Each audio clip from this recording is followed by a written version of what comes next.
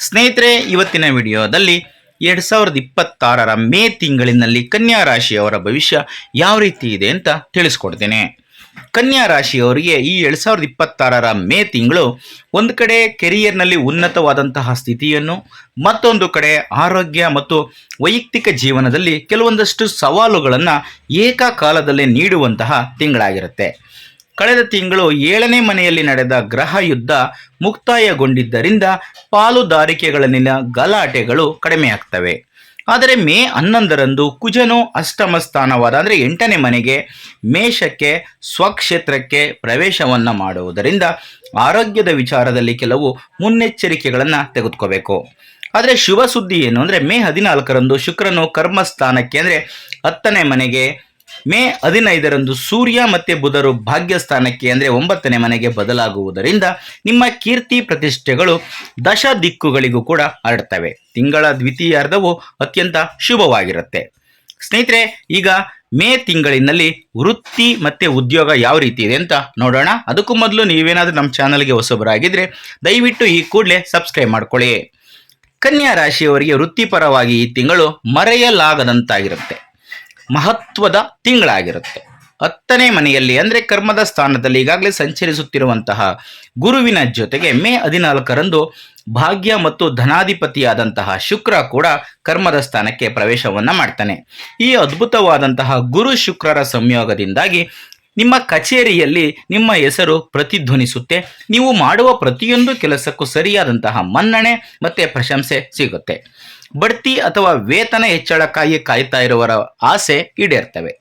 ಇದರ ಜೊತೆಗೆ ಮೇ 15ರಂದು ನಿಮ್ಮ ಲಗ್ನಾಧಿಪತಿಯಾದಂತಹ ಬುಧ ಮತ್ತು ವ್ಯಯಾಧಿಪತಿಯಾದಂತಹ ಸೂರ್ಯನು ಭಾಗ್ಯಸ್ಥಾನವಾದ 9ನೇ ಮನೆಯಾದಂತಹ ವೃಷಭ ರಾಶಿಗೆ ಹೋಗುವುದರಿಂದ ಬಹುರಾಷ್ಟ್ರೀಯ ಕಂಪನಿಗಳಲ್ಲಿ ಕೆಲಸ ಮಾಡುವವರಿಗೆ, IT ಕ್ಷೇತ್ರದವರಿಗೆ ವಿದೇಶಿ ಆನ್ಸೈಟ್ ಅವಕಾಶಗಳು ಅಥವಾ ದೂರ ಪ್ರದೇಶಗಳ ವರ್ಗಾವಣೆಗಳು ಲಾಭವನ್ನು ತಂದುಕೊಡ್ತವೆ. ವ್ಯಾಪಾರ ಮತ್ತು ಸ್ವಯಂ ಉದ್ಯೋಗ ಹೆಂಗಿದೆ ಅಂತ ನೋಡೋಣ. ಸಪ್ತಮ ಸ್ಥಾನದಲ್ಲಿ ಅಂದರೆ ವ್ಯಾಪಾರ ಸ್ಥಾನದಲ್ಲಿ ಶನಿಯ ಸಂಚಾರದಿಂದಾಗಿ ವ್ಯಾಪಾರದಲ್ಲಿ ಬೆಳವಣಿಗೆ ನಿಧಾನವಾಗಿದ್ದರೂ ಸ್ಥಿರವಾಗಿರುತ್ತೆ. ಆದರೆ 10ನೇ ಮನೆಯಲ್ಲಿರುವಂತಹ ಗುರು ಶುಕ್ರರ ಸಂಯೋಗವು ನಿಮ್ಮ ಬ್ರ್ಯಾಂಡ್ ಮೌಲ್ಯವನ್ನು ಹೆಚ್ಚಿಸುತ್ತೆ. ಕಲೆ, ಕಾಸ್ಮೆಟಿಕ್ಸ್, ಈವೆಂಟ್ ಮ್ಯಾನೇಜ್ಮೆಂಟ್ ಮತ್ತು ಶಿಕ್ಷಣಕ್ಕೆ ಸಂಬಂಧಪಟ್ಟಂತಹ ವ್ಯಾಪಾರ ಮಾಡುವವರಿಗೆ, ಆ ಕ್ಷೇತ್ರಗಳಲ್ಲಿ ಇರುವಂಥವರಿಗೆ ಗ್ರಾಹಕರ ದಟ್ಟಣೆ ಹೆಚ್ಚಾಗುತ್ತೆ. ಮೇ 15ರ ನಂತರ 9ನೇ ಮನೆಯಲ್ಲಿ ಉಂಟಾಗುವ ಬುಧಾದಿತ್ಯ ಯೋಗದಿಂದಾಗಿ ವ್ಯಾಪಾರ ವಿಸ್ತರಣೆಗೆ, ಹೊಸ ಹೂಡಿಕೆಗಳಿಗಾಗಿ ಮಾಡುವಂತಹ ಮಾತುಕತೆಗಳು ಯಶಸ್ವಿಯಾಗ್ತವೆ. ಸರ್ಕಾರದ ಕಡೆಯಿಂದ ಬರಬೇಕಾದಂತಹ ಅನುಮತಿಗಳು ಅಥವಾ ಟೆಂಡರ್ಗಳು ನಿಮಗೆ ಸುಲಭವಾಗಿ ಸಿಗುವಂತಹ ಸಾಧ್ಯತೆ ಹೆಚ್ಚಾಗಿದೆ. ಈಗ ಆರ್ಥಿಕ ಪರಿಸ್ಥಿತಿ ನೋಡೋಣ. ಧನಾಧಿಪತಿಯಾದಂತಹ ಶುಕ್ರನು ಬಲವಾದಂತಹ ಕರ್ಮಸ್ಥಾನದಲ್ಲಿ ಇರುವುದರಿಂದ ನಿಮ್ಮ ವೃತ್ತಿಯ ಮೂಲಕ ಬರುವ ಆದಾಯ ಹೆಚ್ಚಾಗುತ್ತೆ. ಆದರೆ ಮೇ 11ರಂದು ಕುಜನು ಅಷ್ಟಮ ಸ್ಥಾನಕ್ಕೆ ಹೋಗುವುದರಿಂದ ಅನಿರೀಕ್ಷಿತವಾದಂತಹ ಖರ್ಚುಗಳು ಬರಬಹುದು. ಮುಖ್ಯವಾಗಿ ವಾಹನ ದುರಸ್ತಿ ಅಥವಾ ವೈದ್ಯಕೀಯ ಖರ್ಚುಗಳು ಹೆಚ್ಚಾಗಬಹುದು. ಆದರೆ ಅದೇ ಅಷ್ಟಮ ಕುಜನಿಂದಾಗಿ ಪೂರ್ವಿಕರ ಆಸ್ತಿಯ ಹಂಚಿಕೆ ಲಾಭದಾಯಕವಾಗುವ ಸಾಧ್ಯತೆ ಇದೆ. ಅಥವಾ ಇನ್ಶೂರೆನ್ಸ್ ಮೆಚುರಿಟಿ ಮೂಲಕ ದೊಡ್ಡ ಮೊತ್ತದ ಹಣ ಕೂಡ ನಿಮ್ಮ ಕೈ ಸೇರ್ಬೋದು. ಮೇ 15ರ ನಂತರ ಸೂರ್ಯ ಮತ್ತು ಬುಧರ ಭಾಗ್ಯಸ್ಥಾನದ ಸಂಚಾರವು ನಿಮ್ಮನ್ನು ದೀರ್ಘಕಾಲೀನ ಹೂಡಿಕೆಗಳತ್ತ ಮುನ್ನಡೆಸುತ್ತೆ. ಈಗ ಆರೋಗ್ಯ ಮತ್ತು ಯೋಗಕ್ಷೇಮ ನೋಡೋಣ.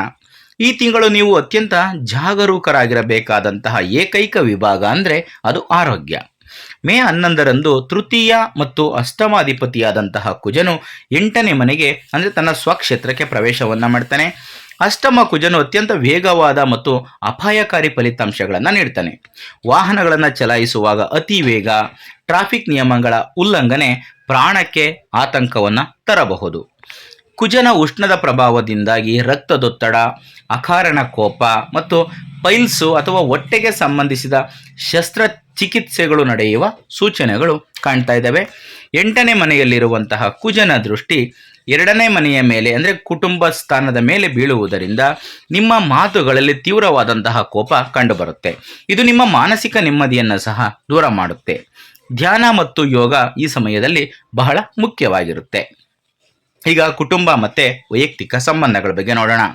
ಸಪ್ತಮ ಸ್ಥಾನದಲ್ಲಿ ಶನಿ ಇರುವುದರಿಂದ ಜೀವನ ಸಂಗಾತಿಯೊಂದಿಗಿನ ಸಂಬಂಧಗಳು ಸ್ವಲ್ಪ ಸಪ್ಪೆಯಾಗಿ ಅಥವಾ ಜವಾಬ್ದಾರಿಯುತವಾಗಿ ಅನಿಸ್ತವೆ. ಆದರೆ ಕರ್ಮ ಸ್ಥಾನದಲ್ಲಿ ಶುಕ್ರ ಇರೋದರಿಂದ ನಿಮ್ಮ ವೃತ್ತಿ ಜೀವನದಲ್ಲಿನ ಯಶಸ್ಸು ನಿಮ್ಮ ಕುಟುಂಬದಲ್ಲೂ ಕೂಡ ಸಂತೋಷವನ್ನು ತರುತ್ತೆ.